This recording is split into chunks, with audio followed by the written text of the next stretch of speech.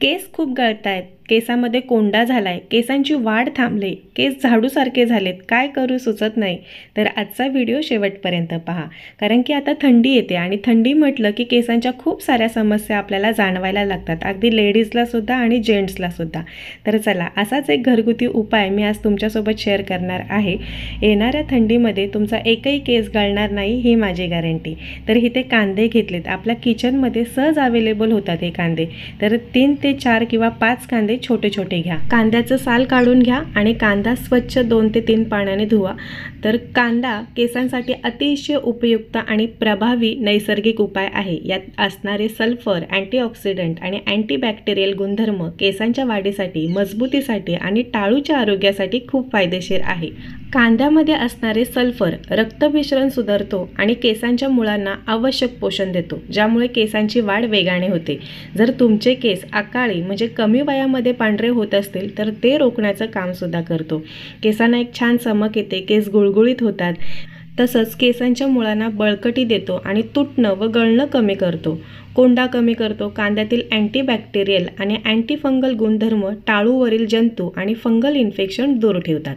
तर चला, कांदे स्वच्छ धुवून घेतले. आता पुढचं लागणारं साहित्य पाहूया. तर मेथीदाणा इथे घ्यायचा आहे. मेथीदाणा 4 चमचा इतका मेथीदाणा घ्या. त्यासोबतच आपल्याला कलोंजी सुद्धा घ्यायची आहे. कलोंजी म्हणजेच कांद्याचं बी. बऱ्याच जणांच्या कमेंट येतात, कलोंजी म्हणजे काय? तर हे कांद्याचं बी आहे, ते सुद्धा केसांसाठी भरपूर फायदेमंद आहे. सोबतच आपण कढीपत्ता घेतलाय. कढीपत्ता स्वच्छ धुवून नितळून द्या पाणी आणि तो घ्या. अद्रकचा सुद्धा एक मोठा तुकडा घ्या, त्याचं साल काढा आणि ते सुद्धा आपल्याला कट करून घ्यायचं आहे. आता जर तुमच्या केसामध्ये उवासुद्धा झालेल्या असतील, शाळेत जाणाऱ्या मुलींच्या उवासुद्धा होतात, तर त्या समस्या असतील ना, तर त्याच्यामध्ये अद्रक हे नक्की घ्या, कारण की अद्रकच्या रसामुळे केसातील उवा कमी होतात. नक्की हा उपाय करून बघा.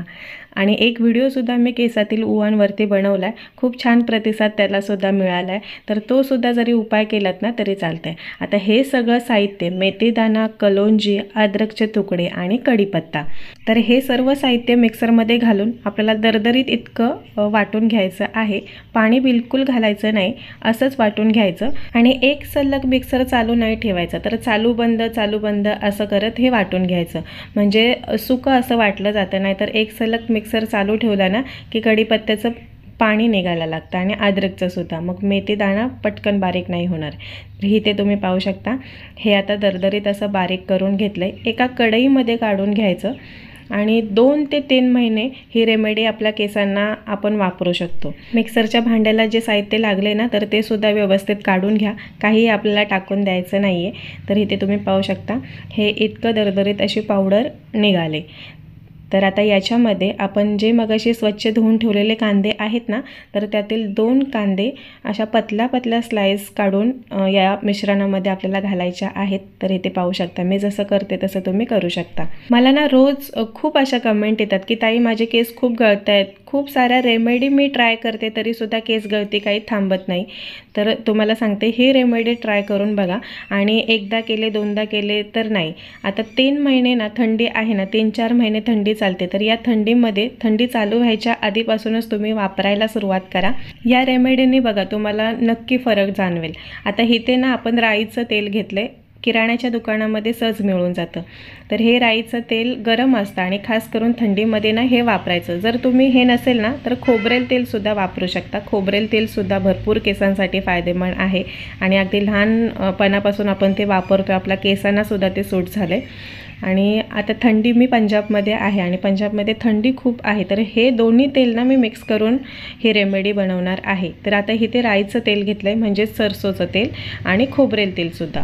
नुसतंच खोबरेल तेल घेतलं ना तर ते थंडीमध्ये गोठतं आणि मग केसांना सुद्धा ते व्हाईट दिसायला लागतं.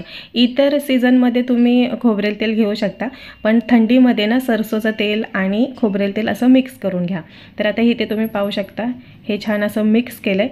आता आपल्याला 15 ते 20 मिनटं हे मीडियम गॅसवरती गरम करून घ्यायचं आहे.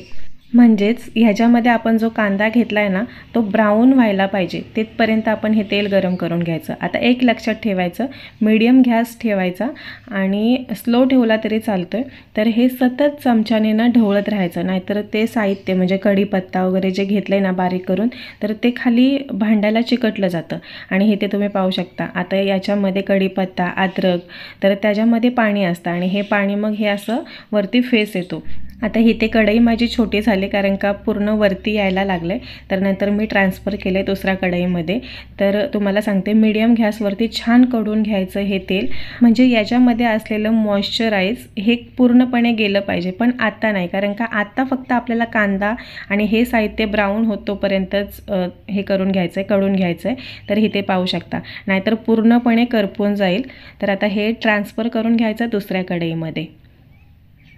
आणि जे हे साहित्य आहे ना हे जे ब्राऊन झालेलं तर हे फेकून द्यायचं. आता याचं काम काहीच नाही आहे, उगच कडवत बसलं ना तर ते पूर्णपणे करपून जाईल, म्हणून हे काढून टाकायचं. आणि आता जे हे तेल आहे ना याच्यामध्ये जे बाकीचे 2-3 कांदे राहिलेत ना तर ते तुम्ही घालू शकता. आणि जोपर्यंत आणखी 15-20 मिनटं हे तेल कढतं आहे ना तोपर्यंत कांद्याचा रससुद्धा याच्यामध्ये उतरेल. कारण का कांदा हा केसांसाठी मगाशीच मी तुम्हाला सांगितलं भरपूर फायदेमंद आहे. कोणत्याही समस्या तुमच्या असू द्या त्याच्यावरती भरपूर असर करतो. तर आता या तेलामध्ये जे मगाचे कांदे होते ना 2 ते 3 ते मी ॲड करते. आणि आता एकदम स्लो गॅसवरती आणखी 15 ते 20 मिनटं हे आपल्याला कढून घ्यायचं आहे. म्हणजे हा जो कांदा आपण ॲड केला आहे ना तो सुद्धा एकदम ब्राऊन लाल होतोपर्यंत, आणि तेलसुद्धा आपलं चांगलं कढलं जातं. तेल चांगलं कढलं ना की 2 ते 3 महिने आरामात टिकतं. नाहीतर मग जर तुम्ही हे तेल चांगलं कढवलं नाही तर या तेलाचा वास यायला लागतो, कारण की आपण कांदा घेतला आहे, कढीपत्ता घेतला आहे, अद्रक घेतला आहे, या गोष्टींमध्ये पाणी असतं आणि ते पाणी पूर्णपणे आटायला पाहिजे. इथे तुम्ही पाहू शकता हे असं तेल दिसायला लागलं ना की मग गॅस तुम्ही बंद करू शकता. आता एका काचेच्या बॉटलमध्ये हा कांदासुद्धा त्याच्यामध्ये घेऊ शकता आणि हे तेलसुद्धा. परत बाहेर जर ऊन असेल ना तर त्या उन्हामध्ये 4 ते 5 दिवस तुम्ही हे तेल ठेवू शकता. आता परत कढवायची गरज नाही, आणि जरी हे तेल आता बाहेर ठेवलं ना तरी ते खराबसुद्धा होणार नाही, कारण का आपण छान कढून घेतलं आहे. आता हे तेल लावायचं कसं, तर तुम्ही घरी असाल ना तर रोज रात्री झोपताना केसांच्या मुळांना लावलत आणि 10 मिनटं मसाज केलीत ना एकतर तुम्हाला आरामसुद्धा मिळेल, केसांच्या मुळांना पोषणसुद्धा मिळेल, टाळू स्वच्छ होईल. टाळू स्वच्छ झाली ना की मग कोंडा होत नाही, हे लक्षात ठेवायचं. म्हणून आता हे तेल ना तुम्ही आठवड्यातून 3-4दा लावलं तरी चालतंय. आणि केस धुण्याच्या आधी पूर्ण केसांना लावा, म्हणजे केस चिपचिपीत झाले तरी काही प्रॉब्लेम नाही, कारण की आपण पुढे केस धुणारच आहोत. तर तुम्हाला इथे दाखवते, हे माझे केस गळतात. केस माझे असं नाही की गळतच नाही, रोज केस विंचरले ना की 10, 12, 15, 20 असे केस गळतात. हे नॅचरल आहे. पण जर तुमचे गुच्छाच्या गुच्छा असे केस गळत असतील तर मग त्याच्यावरती उपाय करणं फार गरजेचं आहे.